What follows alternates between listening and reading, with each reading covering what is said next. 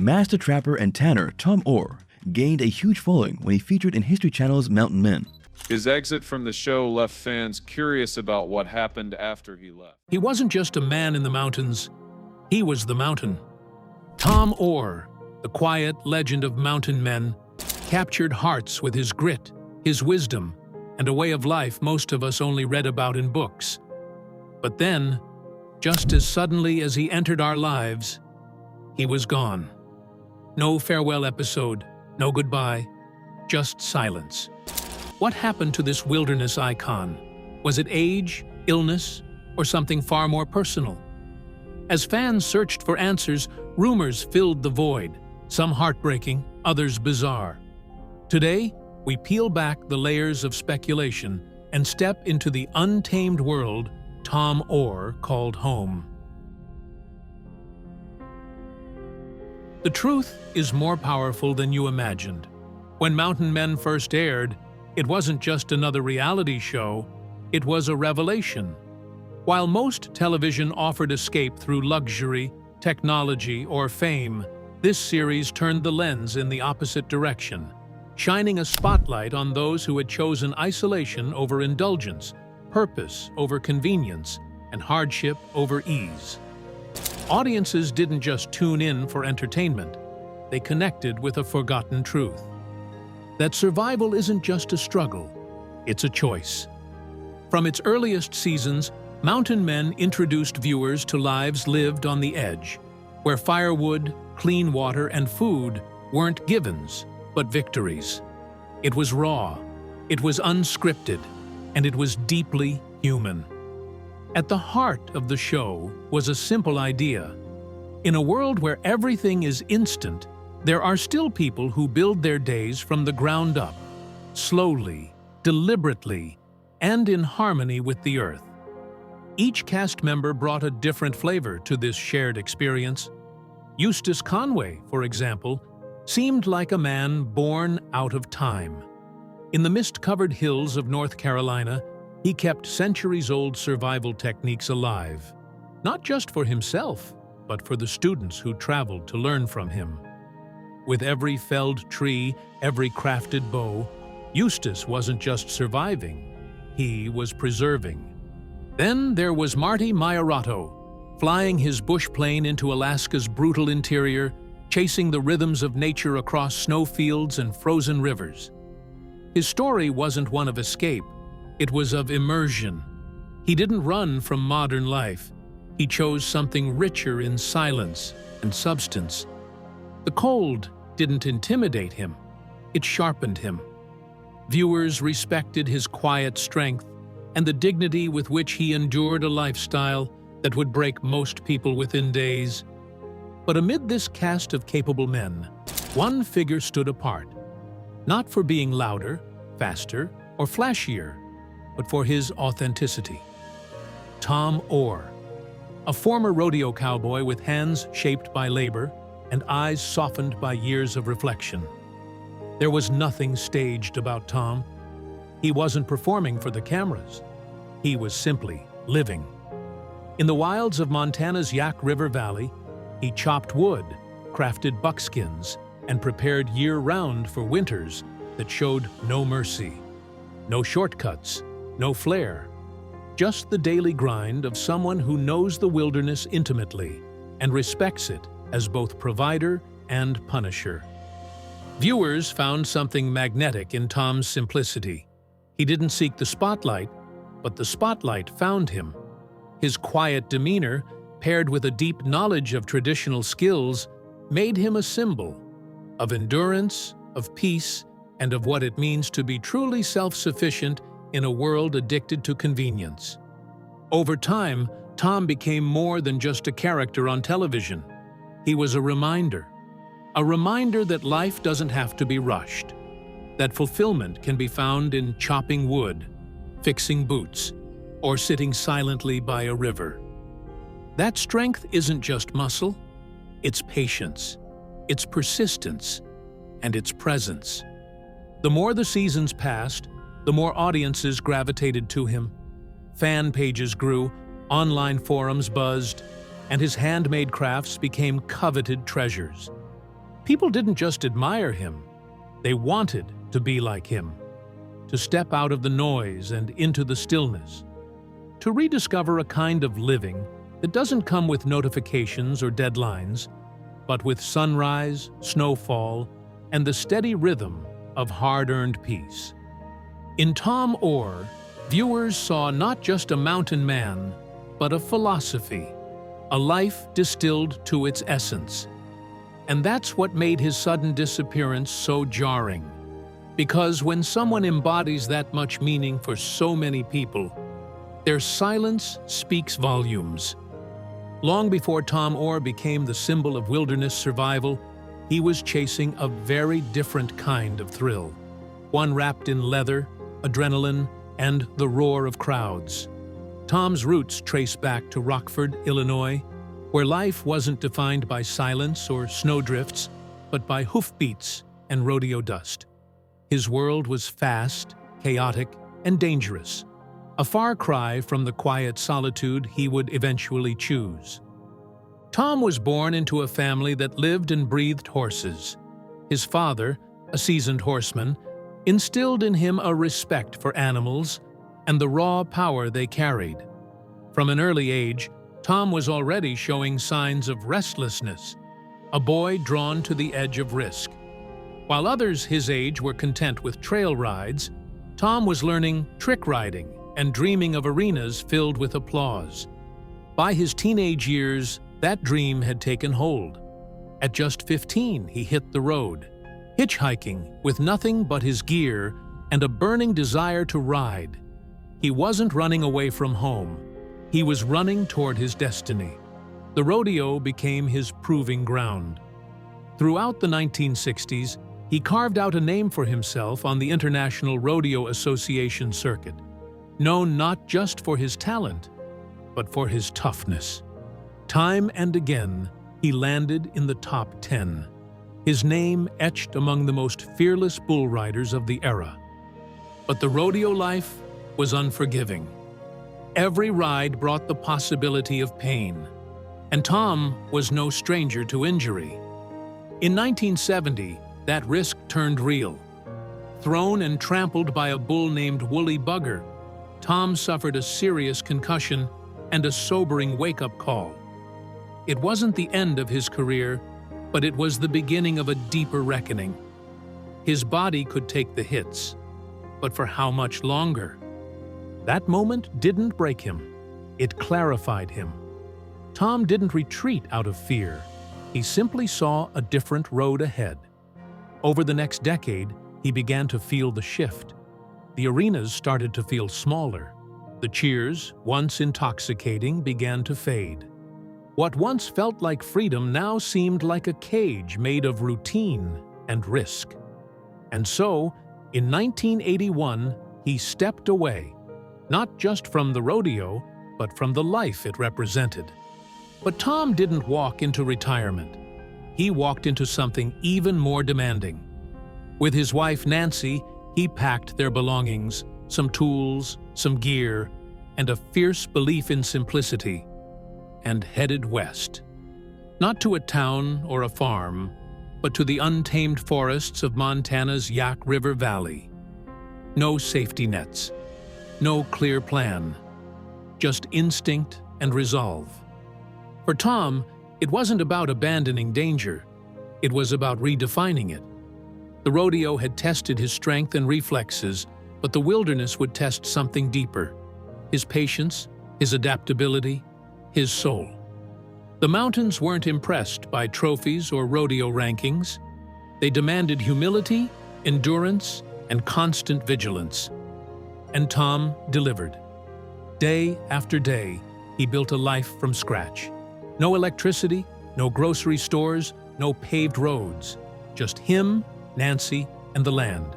He learned to trap, tan hides, and read the forest like a book written in bark and snow. The cowboy had become a mountain man, not in costume, but in essence. What's remarkable is not just that Tom made the switch, but that he thrived in it. While others faded after leaving the spotlight, Tom's light only grew stronger. Not because he sought attention, but because he embodied a truth that people craved. He didn't chase danger anymore. He lived within it, quietly, deliberately, and on his terms. In Tom Oar's story, we see a rare kind of transformation. A man who once braved bulls now braves blizzards.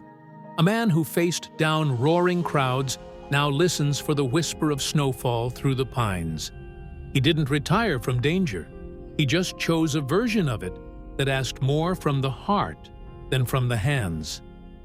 Tom Oar's journey into the wilderness wasn't a solo adventure. It was a shared odyssey, rooted in partnership and held together by trust, grit, and love.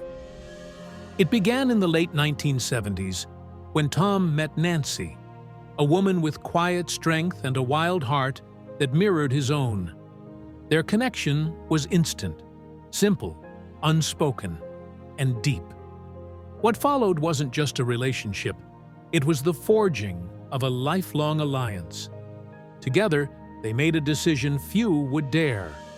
They sold what little they had, loaded up a weather-beaten pickup truck, one they famously paid for with muskrat pelts, and left behind the safety of structure and the noise of modern life.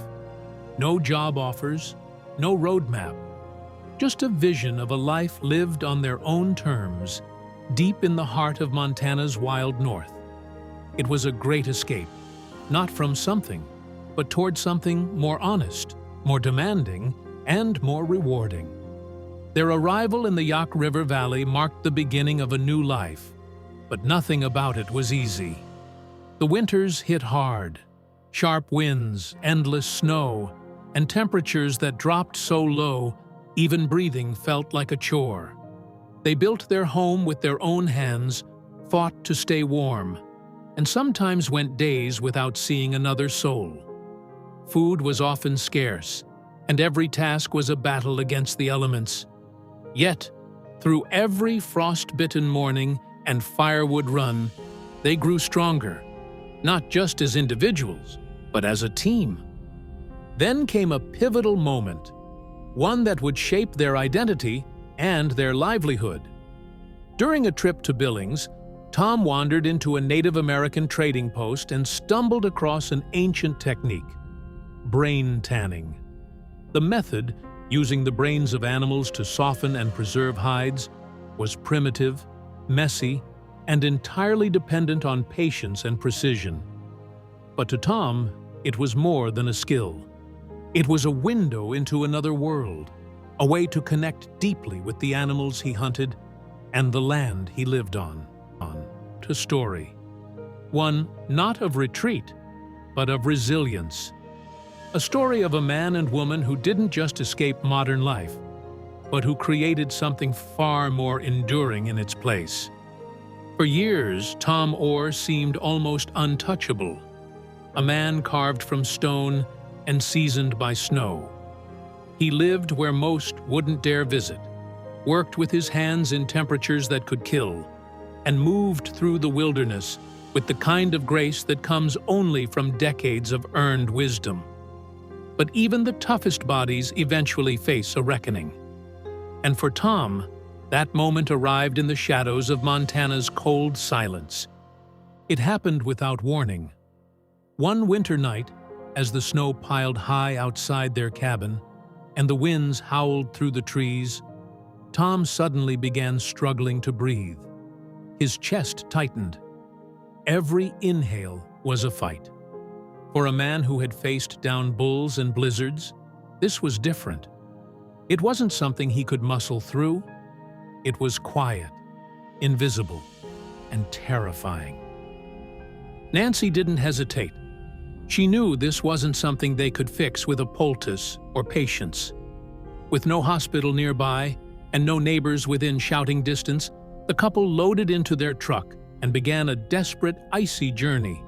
80 miles of twisting mountain roads and unlit forest stretches to the nearest emergency facility in Libby. For most, that kind of trip would be a full-day event.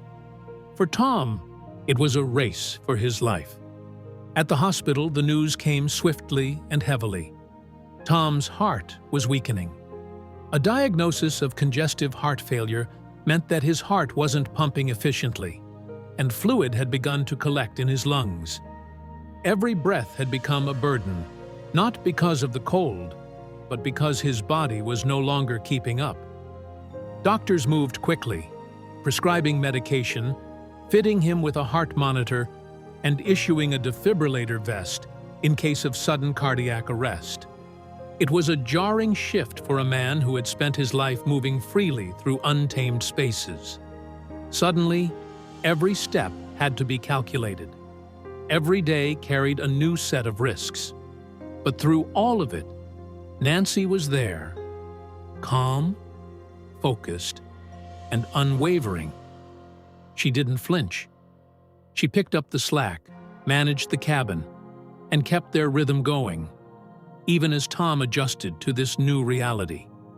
In those quiet moments, when she helped him dress, when she carried wood to the stove, when she watched him sleep more than he used to, you could see the weight of years, not just in their age, but in their bond. They weren't just surviving anymore.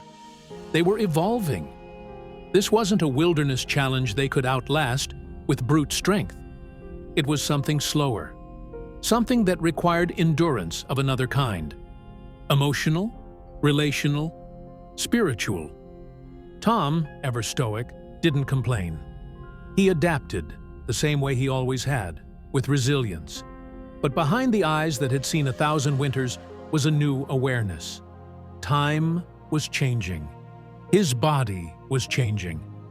And though he could still set a trap, split wood, and craft leather, the man who once outran danger now had to learn to live with it, riding quietly at his side. For fans, watching this unfold was sobering. The man who had once seemed immortal was now confronting what we all must eventually face: mortality, vulnerability, limits. But in typical Tom Oar fashion, he faced it with grace. He didn't ask for pity. He didn't dramatize. He simply kept going. Slower, perhaps, but no less steady. What made the moment more powerful was the way it revealed a deeper strength, not in muscle or endurance, but in love. Nancy's devotion during Tom's recovery wasn't flashy, but it was absolute. Every small act of care was a quiet declaration. We're still in this together. In the unforgiving wild, illness doesn't wait, and neither does time. But what Tom and Nancy showed in those moments wasn't defeat. It was resilience in its purest form. Not a battle against nature, but a surrender to its truths, met with courage, commitment, and the kind of strength that doesn't show up in action scenes, but in silence, in stillness, and in standing by the one you love when life takes an unexpected turn. Fame was never part of the plan. When Tom and Nancy Oar chose to live off the grid in Montana's remote wilderness, they weren't chasing attention, they were chasing peace. They wanted a life shaped by nature, not by headlines, but mountain men changed that. What began as a quiet portrait of resilience turned into a national fascination. And for Tom, the cost of that admiration came in a currency he never expected: his solitude. At first, it was subtle. A few letters in the mail, strangers stopping by the local feed store with kind words. Then came the influx, tourists venturing deep into the Yaak River Valley just to catch a glimpse of the man who had captured their imaginations. They didn't just want to meet Tom, they wanted to experience him, as if standing in his presence might transfer some of the calm strength he so effortlessly exuded on screen. They came from all over: California, Texas, Switzerland. Some brought gifts, others brought cameras. And though many were well-intentioned, the effect was undeniable. The quiet rhythms of daily life that Tom and Nancy had built over decades were suddenly disrupted by knocks on the door, unexpected guests wandering onto their land, and the constant hum of curiosity. For a couple that had chosen isolation as a way of life, it was jarring. Their sanctuary began to feel more like a stage. The mountains, once a refuge, started to echo with the sounds of strangers. The thing they had cherished most, privacy, was being chipped away, visit by visit, photo by photo. Tom never showed anger about it. That's not his nature. But he was honest. In interviews, he spoke candidly about the strange burden of being recognized. He appreciated the support, the kind words, the people who saw value in his way of life.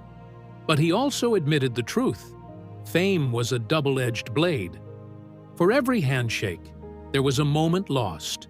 For every fan who found inspiration in his story, there was another who didn't understand where the line was between admiration and intrusion. He once joked that he should have kept his name out of it, that maybe anonymity was the truest form of freedom. And though he said it with a smile, there was weight behind the words. Because while Tom remained grateful for the platform mountain men gave him to share his lifestyle, he also quietly mourned what had been taken from it in the process. Nancy felt it too. The couple, so used to depending only on each other, now found themselves navigating the complex reality of being public figures. They didn't resent the fans, but they longed for the simplicity that once defined every day. A morning walk without a camera. A winter evening without questions from strangers about the show. Just silence, firelight, and the sound of snow falling on the roof. And so, they began to pull back. Not out of bitterness, but necessity. Fame, they learned, wasn't just attention. It was expectation. It demanded presence. It blurred the lines between personal and public. And for people who had built their identity on self-reliance and seclusion, that demand became too loud to ignore. What Tom and Nancy experienced is a rare kind of paradox, becoming beloved for choosing a life away from the world, only to have the world come knocking because of it. They weren't performers. They never wanted to be.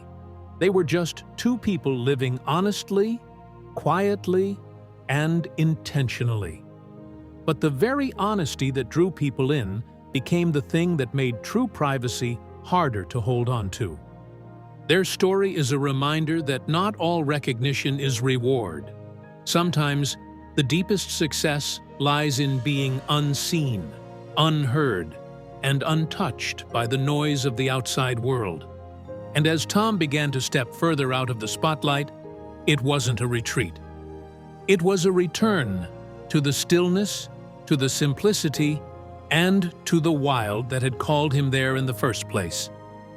In the world Tom Oar chose to inhabit, deep forests, distant mountains, and long, quiet winters, rumors don't travel fast. But beyond those ridgelines, in the relentless churn of the digital world, speculation moves like wildfire. And in 2020, that speculation turned into something much darker. Without warning, a detailed obituary surfaced online, claiming that Tom Oar had passed away. It wasn't vague or hastily written. It was crafted with precision, filled with dates, family names, and even fabricated details about his final moments. The story spread rapidly. Social media lit up with tributes. Fans grieved.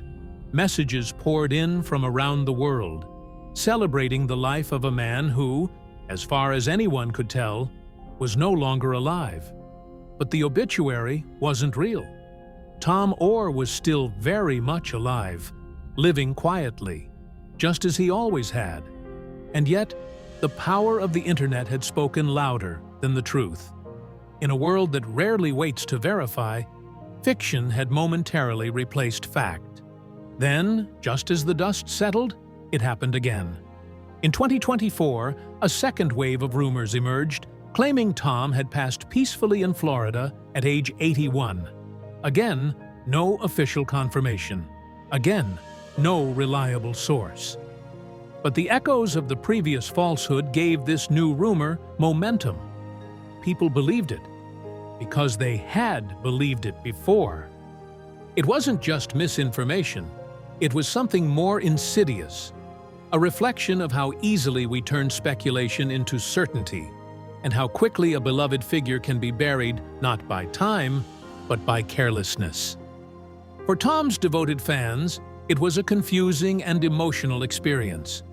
Many had followed his story from the first season of Mountain Men. They had watched him age, weather health scares, and slowly step back from the camera. They had worried, wondered, and hoped for news. In that silence, they filled in the blanks, and the internet provided the answers, regardless of whether they were true. When Tom eventually reappeared on the show, quietly, humbly, without fanfare, it was like a collective breath had been released. He hadn't issued a statement or staged a grand return. He simply showed up. Living proof that not everything you read online deserves belief. That sometimes the only confirmation needed is presence. But the damage had already been done. The fake reports had spread too far, reposted by entertainment blogs more interested in clicks than truth.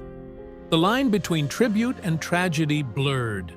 The experience raised real questions, not just about media responsibility, but about the role of fans in an age of instant information. In our eagerness to connect, do we sometimes forget to pause, to ask, to verify? Tom Oar never sought the spotlight, and he certainly didn't ask to be mourned prematurely.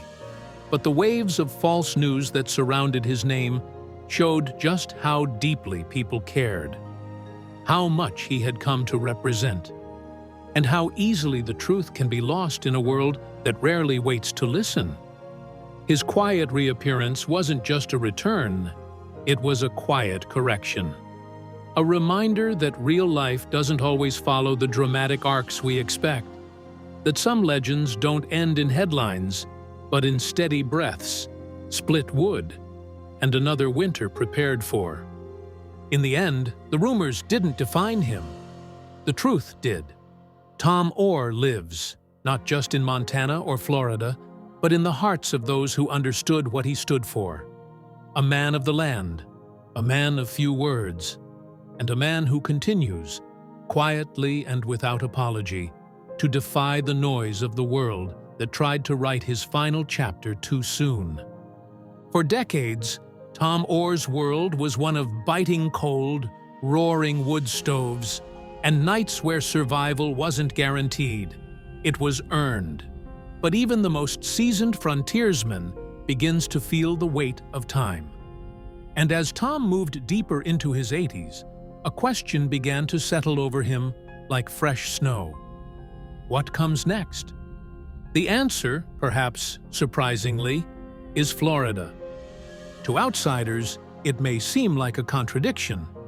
The man who tanned hides by hand and lived through 7-month winters now spends part of the year in Ocala, Florida, a place where the winters are warm, the roads are paved, and the air smells of citrus instead of pine.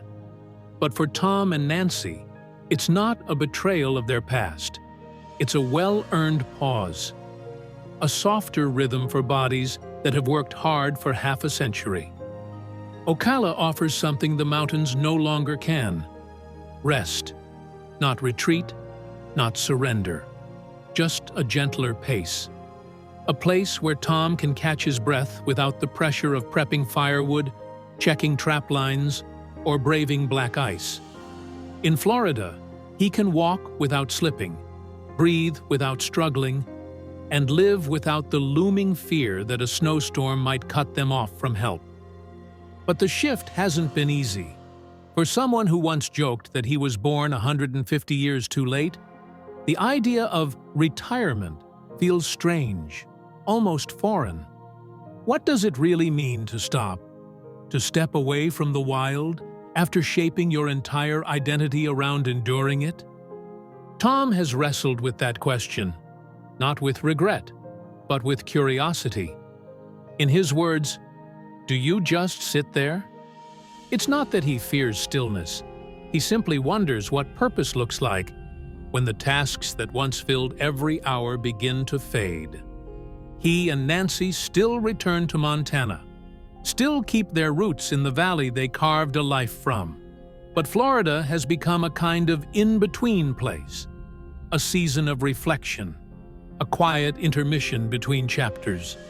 And while it lacks the drama of the backcountry, it offers its own kind of peace, a peace born not from solitude, but from the absence of struggle. The contrast is stark. In Montana, every day carries the weight of survival. Chopping wood isn't exercise, it's necessity. Snowstorms aren't beautiful, they're dangerous. But in Ocala, the biggest worry might be trimming the hedges or remembering to water the plants. It's not lesser, it's just different. And after years of pushing against the elements, different can feel like grace.